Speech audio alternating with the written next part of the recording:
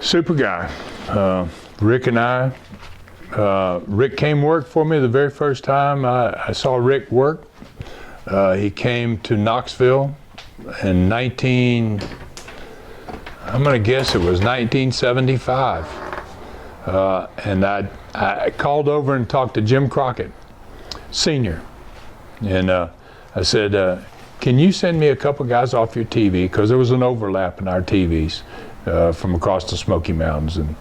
And I said, can you send me a couple guys? And he sent me Ric Flair and Ken Patera to work in Knoxville. And what a great match they had. Then I started working with Rick.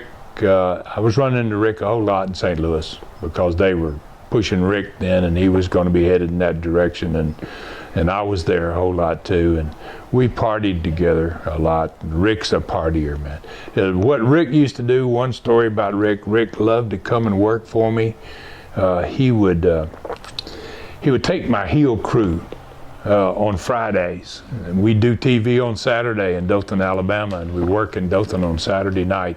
And he would come in and work for me for a week, and sometimes he would leave on Saturdays because he had TVs and other places to go. And he would take my heel crew out drinking with him, and he'd kamikaze them to death.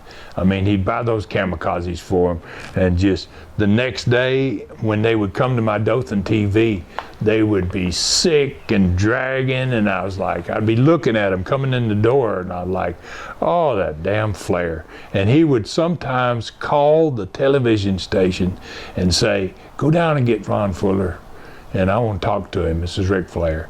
And I would go up in the control room after one of these party nights, and he would get me on the phone, and he would start laughing. He would go, what'd you think? How were they today? I'd go, you son of a bitch, you know. Oh, man, I can't believe you don't do that to me.